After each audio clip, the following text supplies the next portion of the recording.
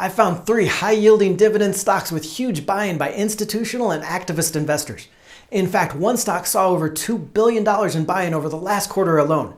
I'll show you how to find these big money targets and reveal the 3 stocks today on Let's Talk Money. Beat debt. Make money. Make your money work for you. Creating the financial future you deserve. Let's talk money. Joseph Hogue with the Let's Talk Money channel here on YouTube. I want to send a special shout out to everyone in the community. Thank you for taking a part of your time to be here. If you're not part of that community yet, just click that little red subscribe button. It's free and you'll never miss an episode. Now, one of the best ways to pick stocks for your portfolio is by following those big hedge funds, the institutional buyers and the activist investors like Carl Icahn. Now, these multi-billion-dollar funds have to disclose their stocks every quarter, so it's a great look into what investments they like and the trends they're following in the stock market. This is important for a couple of reasons. First is just the sheer dollar volume investment from these funds can drive a stock higher. We're talking hundreds of millions of dollars here, so it can really drive momentum in a stock. In fact, a friend of mine from my analyst days, his whole job is just setting up computer programs that track these big inflows into a stock to make money off of that momentum. More importantly, though, is most of these funds invest on a fundamental basis, looking deeply at the company's financials and competitive advantage. The portfolio managers of these funds have teams of analysts working 60 and 80 hours a week poring over cash flow models.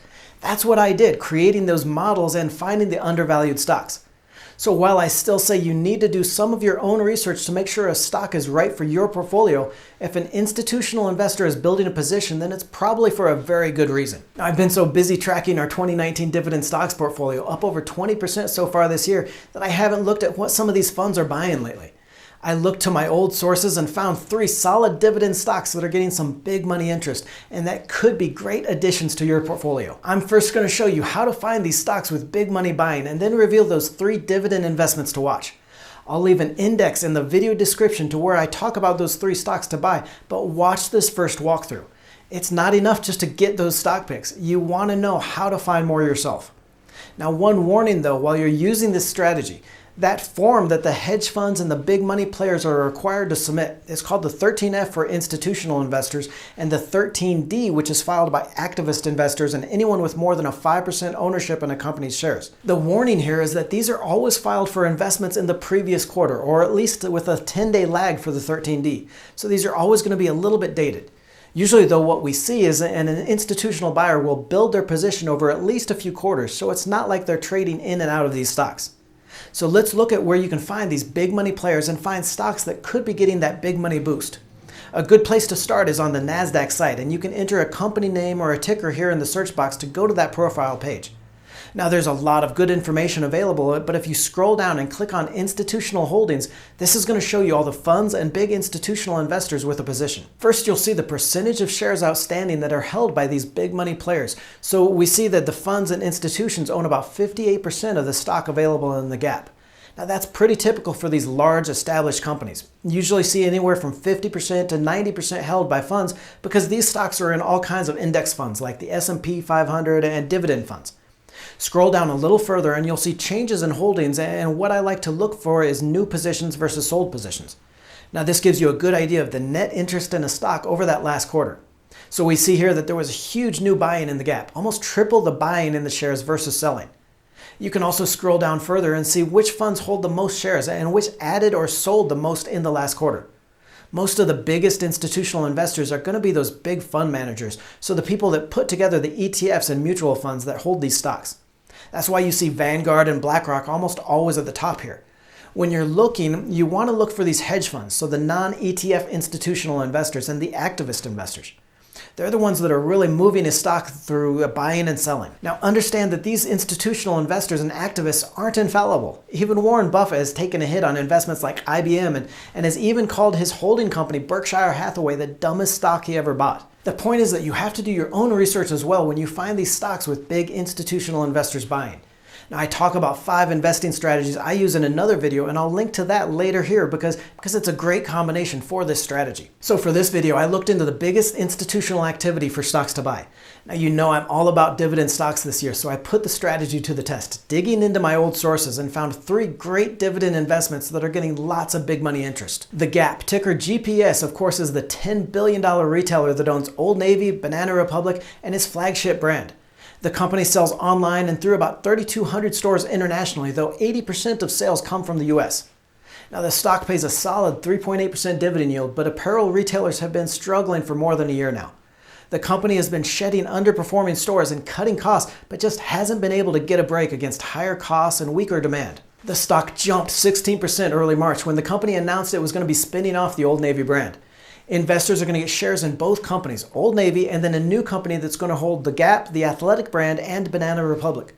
The idea is that separately, the companies can focus better on getting out the right fashions at the right time and then managing those costs. The shares have come back down though on fears about how they'll pull this off, but there's been some real institutional investor buying here and I think some solid value. Unigestion Holdings is a $23 billion hedge fund manager out of Geneva with 2/3 of its clients from either pension holdings or insurance investors, so an eye towards safety. It added $49 million to its position in the company last quarter. Kempner Capital is a $31 billion independent advisor with a deep value approach and a 3 to 5 year holding period and added $27 million to its position in the Gap. Now, analysts are expecting earnings to fall by almost 5% to $247 a share over the next year, but the company has a great track record of beating estimates. Even on the lower earnings, the shares still trade for just 10 times that price to earnings ratio. My sum of parts valuation puts the shares around $30 each or higher, and I think the individual shares of the new companies could go higher on investor sentiment even before that spinoff happens. Like I said, retail apparel has been hit hard over the last couple of years, and I'd like to go into the factors and maybe some turning points you can look for. If you'd like to see a video about different sectors or industries of the economy and the factors driving those stocks, let me know in the comments below this video and I'll get that done. Next, Huntington Bancshares, ticker HBAN, is a regional bank with 945 branches across 8 states in the upper Midwest, from Illinois across to Pennsylvania. The shares pay a great 4% dividend yield, and the bank has really advanced its move into online services, which is helping to boost profitability. So Boston Partners added over $211 million to its position in Huntington last quarter, and nearly 80% of these shares are owned by big money players. Boston is an $81 billion value and long-short manager and won the 2018 Leiper Fund Award for its long-short equity fund. Now, banking has struggled over the last year on these lower long-term interest rates as the short-term rates they pay out on deposits increased with those Fed rate hikes. That means lower profitability, but they could see some relief through the rest of this year. Analysts see earnings jumping 12% to $1.37 per share over the next year, which means the bank is trading on that 10 times price to earnings multiple that I like to look at. And we've got one more dividend stock coming up, and this one has got more big money interest than the other 2 stocks combined. But if you like this video so far, please tap that thumbs up button below so I know to make more of these stock picking videos. WP Carey, ticker WPC, is a $17 billion real estate investment trust paying a 5.4% dividend yield. The REIT is one of the few with geographic diversification, with about a third of its properties in Europe, and is fairly well diversified across property types, with office space, retail, and self-storage offsetting that 43% holdings in industrial and warehouse space. The company collects over $1.1 billion in annualized base rent and books 98% occupancy over 131 million square feet and across more than 1,100 properties. Of the 3 dividend stocks, this is the one that's seen the biggest institutional investor buy-in, with over $2 billion added just in the last quarter.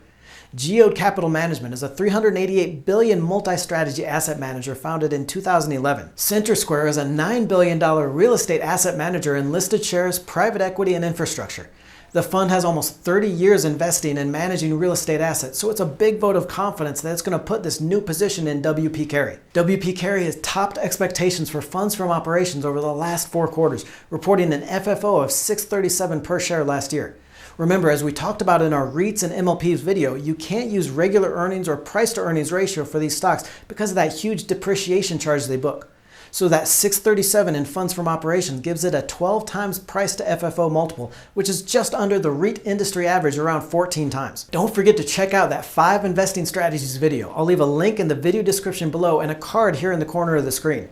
These are some great investing strategies to combine with following those institutional and activist investors, so make sure you check that out. We're here Mondays, Wednesdays, and Fridays with the best videos on beating debt, making more money, and making your money work for you. If you've got a question about money, just subscribe to the channel and ask it in the comments below. We'll make sure you get an answer in a future video.